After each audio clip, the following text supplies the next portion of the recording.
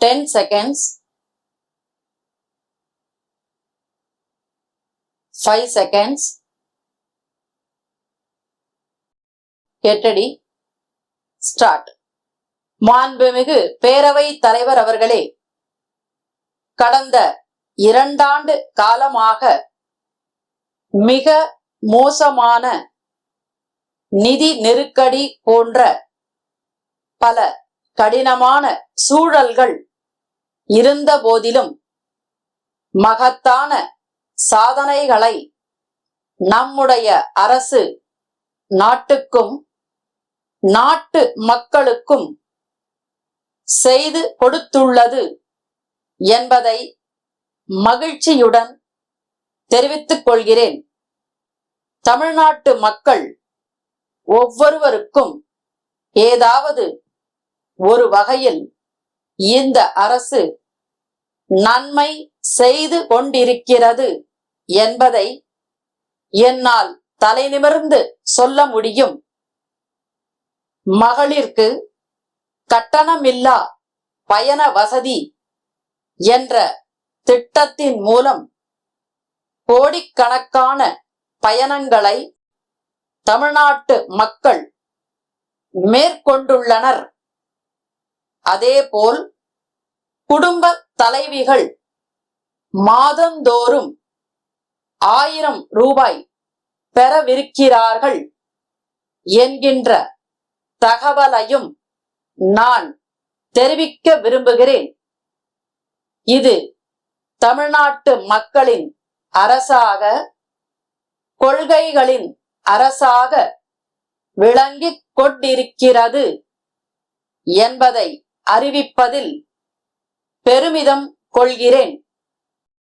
சமூக நீதி, சமத்துவம், சகோதரத்துவம் போன்ற தத்துவங்களின் அடிப்படையில் இந்த அரசு இயங்கிக் கொண்டிருக்கிறது என்று சொன்னால் அது மிகையாகாது. ஓர் அரசு மக்கள் நல அரசாகவும் அதே நேரம் கொள்கைகளை காக்கும் அரசாகவும் இருக்க வேண்டும்.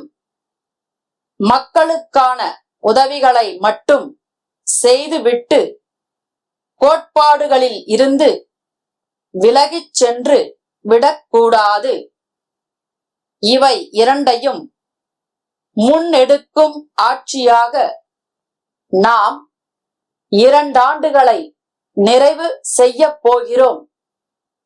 இந்த அவை பல ஆரோக்கியமான விவாதங்களை கண்டிருக்கிறது.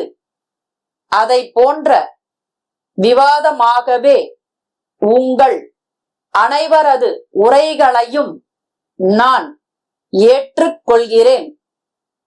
ஆதரித்தாலும் எதிர்த்தாலும் மக்களுக்காகத்தான் பேசுகிறீர்கள் என்று எடுத்துக்கொள்பவனாக, ஏற்றுக்கொள்பவனாக நான் இருக்கிறேன்.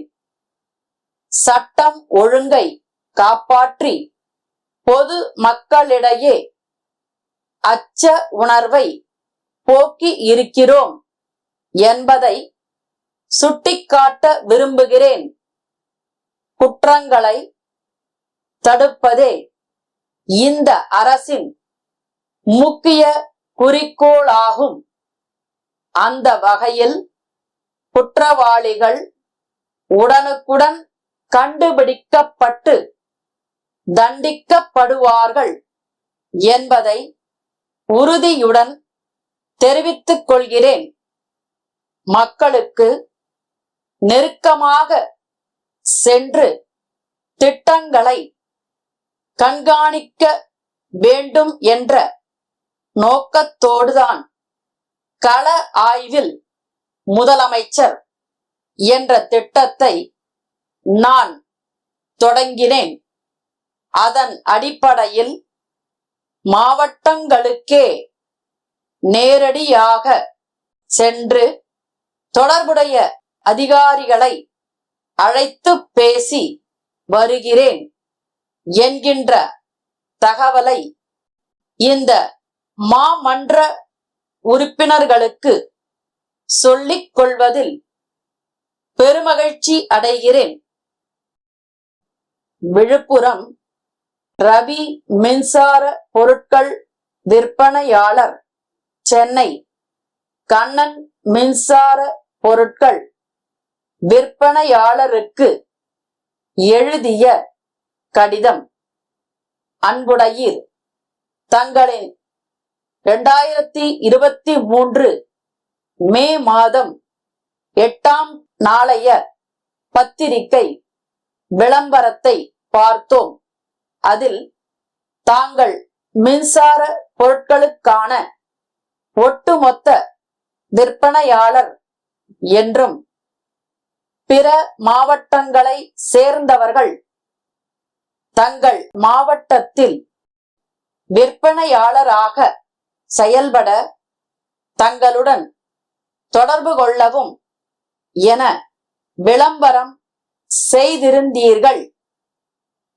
இம்மாவட்டத்தில் கடந்த 10 வருடங்களாக மின்சார பொருட்கள் விற்பனையில் முன்னணியில் இருக்கின்றோம். அந்த வகையில் நாங்கள் விழுப்புரம் மாவட்டத்திற்கு விற்பனையாளராக நியமனம் வேண்டி விண்ணப்பிக்கிறோம்.